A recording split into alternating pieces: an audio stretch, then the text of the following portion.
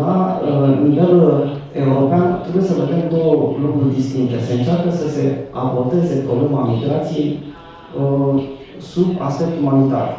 Asistența umanitară și dezvoltarea pentru cooperare pe două paliere.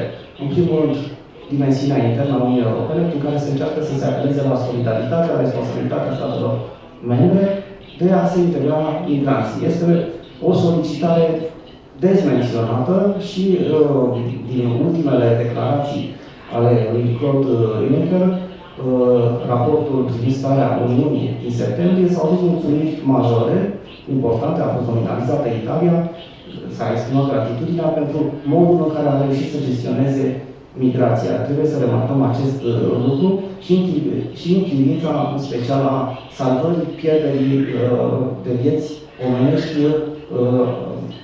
ale migranților ce tranzitează marea. De asemenea, aș vrea să mai vedem și dimensiunea externă privire la asistența umanitară. Se pune mare accent să se ofere cât mai mult asistență umanitară, atât statelor de origine, cât statelor de tranziție. Să se ofere soluții viabile. Soluții viabile ce merg de la antreprenoriat, ce merg de la oferirea de ajutoare imediate.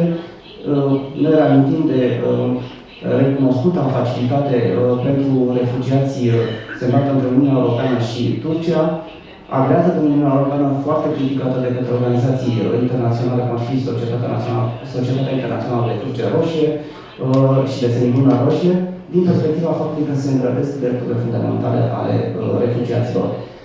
Asistența umanitară trebuie văzută, într-adevăr, să fie realizată echilibrat, atât pe dimensiunea internă, cât și pe dimensiunea externă. Statele de origine trebuie să fie ajutate, trebuie să se ofere, într-adevăr, oportunități de incluziune socială chiar în statele de origine, să se ofere soluții cât mai favorabile de creștere economică și de prosperitate, bineînțeles, în agregarea principiilor specifice Uniunii Europene.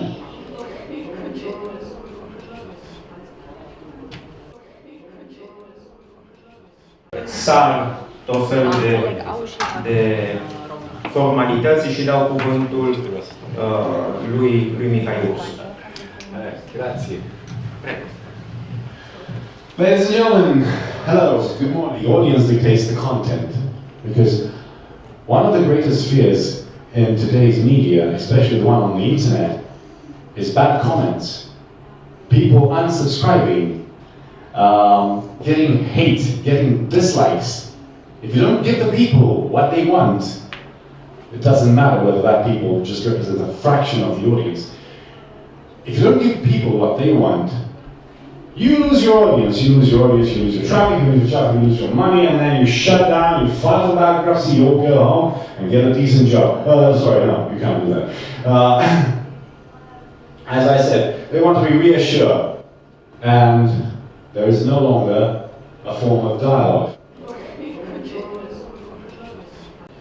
What informational warfare means? It means three things at the same time. It's three tracks. Informational warfare is not propaganda. It's not Cold War. There's a full debate if it's new or old. We already know it. It has been from the old ages, from the ancient times. We've seen it in the Cold War. No, it's not like this. It has three tracks. The first track, and that's the problem of the complexity of such an information warfare. The first track, I'm arriving back to the refugees, migrants, because I want to show you how it is applied using this pillar, the migrants using this concept and these groupings. So, the first one is about propaganda, dezinformația, active measures, trolled wars, you name it. This is one track that has been already assumed. People are aware. EU, NATO have created groups. Countries have created groups. They called STRATCOM, Strategic Communication Groups, that are dealing with this type of approach. And yes, it's the closest one to the propaganda that we know from the Second World War, except that it has already some pieces that are far above the margins, if you want, of propaganda. disinformation is already in operation. It means that you have to plan it, you have to have some instruments, and to be very attentive how you channel information and use it. But basically, let's say that that's one of the tracks that everybody is conscious about and begins or has already created instruments to deal with it. The second track is about lobbying. What does it mean? Specific actor is buying the audience of a pundit, of a decision maker, of politicians, of a media representative. Each one of them have specific audiences, and somebody arrives with a very specific piece, agenda, and says, well, you are doing whatever you are doing because it's important to keep your credibility, but in that particular theme, that particular subject, you are delivering it in that particular way. That's why we are calling it lobbying.